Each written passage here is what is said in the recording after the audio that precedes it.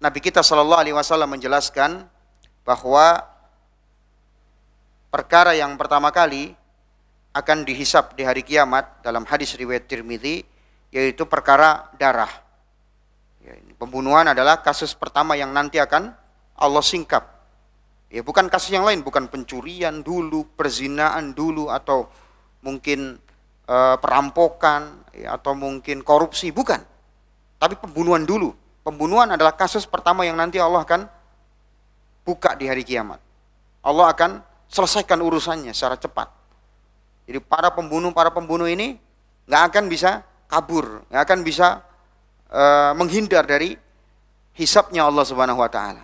Kata Nabi kita Shallallahu Alaihi Wasallam, awwalu ma yuqda bainan nasi fid dima. Ya. Perkara pertama yang akan diperhitungkan di hadapan Allah adalah pembunuhan. Ya. Pembunuhan pertama kali. Sampai-sampai apa? Nabi mengatakan yuja'ul qatil wal maqtul yaumal qiyamah. Orang yang membunuh dan yang dibunuh semua akan dihadirkan nanti di hari kiamat. Si A pernah membunuh si B membunuh si C dan seterusnya, dikumpulkan semua. Mana pembunuh, mana yang dibunuh, semua dikumpulkan.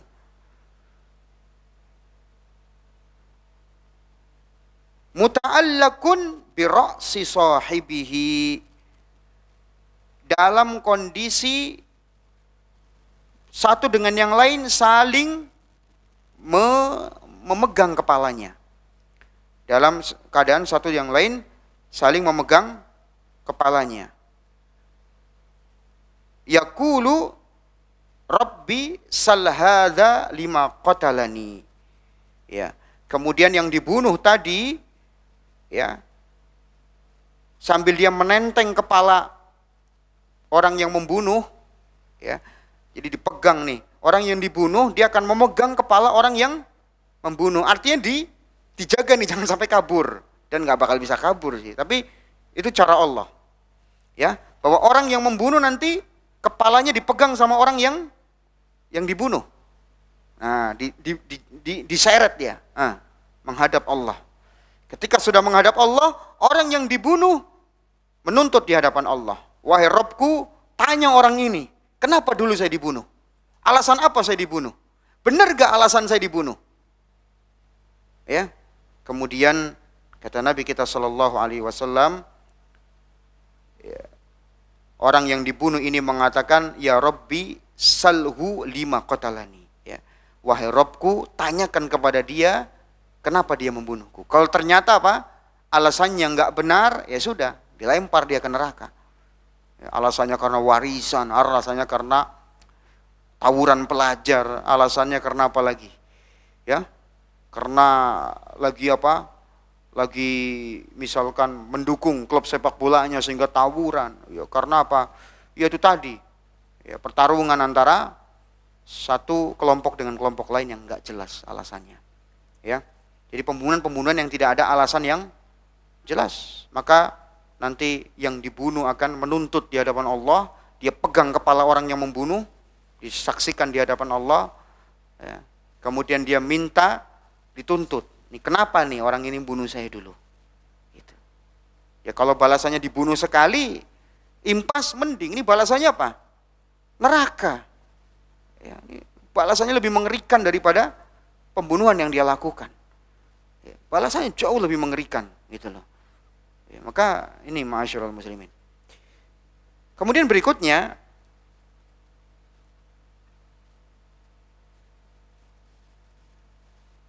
efek buruk apa yang akan dihadapi oleh para pembunuh? Ya, Nabi menjelaskan para pembunuh tidak akan merasakan ketenangan batin, pasti. Batin dia nggak akan tenang, kemudian psikologis dia nggak akan lapang, dan mental dia nggak akan sehat. Yakin orang membunuh pasti akan mengalami siksaan-siksaan batin, walaupun di depan orang dia bisa berakting. Oke, dia bisa berakting para pembunuh tadi. Mungkin bisa berpenampilan tenang, seolah-olah dia nggak ada apa-apa. Tapi ingat, pasti batinnya akan tersiksa. Nggak bakal dia bisa tenang. Ya, kata Nabi SAW, lan yazalal mu'minu fi fushatin min dini ma lam yusib daman harama.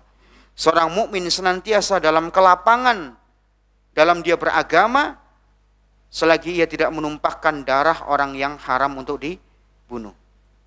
Hadis riwayat Bukhari. Jadi Nabi mengingatkan, ya, selagi orang nggak pernah membunuh, pasti dia akan mengalami fushah min dinihi. Dia akan merasakan kelapangan dalam dia beragama. Lapang dadanya, pikirannya akan senantiasa tenang gitu ya.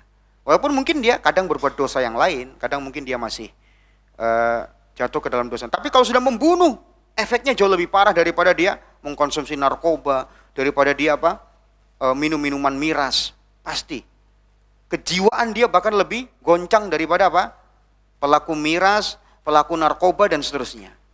Ya. Walaupun secara tampilan lahirnya kayak tenang, kayak nggak ada apa-apa, itu kita nggak tahu aja yang terjadi di batinnya dia. Sebab Nabi yang ngomong, Nabi nggak mungkin bohong. Ya, ini efek yang pasti dirasakan oleh pembunuh. Walaupun sudah bertaubat, walaupun dia sudah bertaubat, kadang Allah masih berikan konsekuensi akibat perbuatan dia. Masih ada konsekuensinya. Gak lantas taubat kemudian jadi tenang seumur hidup. Gak semudah itu. Ada bekas-bekas buruk dari perbuatan dia yang masih yang pasti akan membekas. Walaupun dia sudah bertaubat. Ya. Nah, ini ma'asyiral muslimin. Makanya kenapa seperti ini kondisinya, orang yang membunuh itu dia merasakan tersiksa batin yang luar biasa, sebab ketika dia membunuh orang lain, dia tidak ada kesempatan untuk minta maaf. Minta maaf ke siapa? Orang yang dia sakiti sudah dibunuh. Lain halnya kalau kita gibah, ya, menggunjing di belakang, masih bisa kita minta maaf. Afwan, kemarin saya gibahi Anda gitu loh. Maaf kemarin saya ngomong gak enak. Maaf kemarin saya mukul misalkan, ya masih sekedar mukul ya, nggak sampai membunuh ya. Atau maaf kemarin saya nyuri harta Anda. Masih bisa minta maaf karena masih hidup pelakunya. Tapi coba kalau orang itu sudah dibunuh, mau minta maafnya bagaimana? Datang ke kuburannya, nggak bisa. Emang kalau dia datang ke kuburan, kuburannya bakal ngomong? Nggak bisa. Ya. Jadi apa dipikir dengan membunuh, datang ke kuburannya selesai? Enggak. Ya. Ya selesainya gimana? Ya harus dikisos dia, dihukum dengan hukum syar'i, baru selesai, impas dia. Atau Atau kalaupun tidak, dia membayar diat sesuai dengan ketentuan syar'i, baru selesai urusannya. Kalau belum. Cuma di penjara berapa? 2 tahun, nggak bisa. Jangan dipikir itu sudah membersihkan dosa-dosanya. Kecuali mungkin kalau dia benar-benar taubat dengan taubatan nasuha, mungkin ya. Nah, ini nanti insya Allah kita akan bahas ini di akhir pembahasan. Jelas ya? Jadi kesimpulannya, orang yang pernah membunuh, dia akan merasakan kesempitan dalam dirinya. Dia akan merasakan penyesalan yang mendalam ya. Mungkin dia akan merasakan depresi yang luar biasa dalam dirinya karena pernah melakukan dosa seperti ini. Jadi pasti ada konsekuensinya namanya dosa. Ya, sampai pun dia akan merasakan kelezatan beribadahnya akan dicabut. Ya, bahkan sholat kalau khusyuk itu kan nikmat. Tapi dia ketika sholat ingat perbuatan membunuhnya. Wah, jadi mungkin dia bakal ini lagi, getar lagi tubuhnya, kan gitu. Banyak orang begitu kalau sudah kadung melakukan banyak dosa, apalagi membunuh.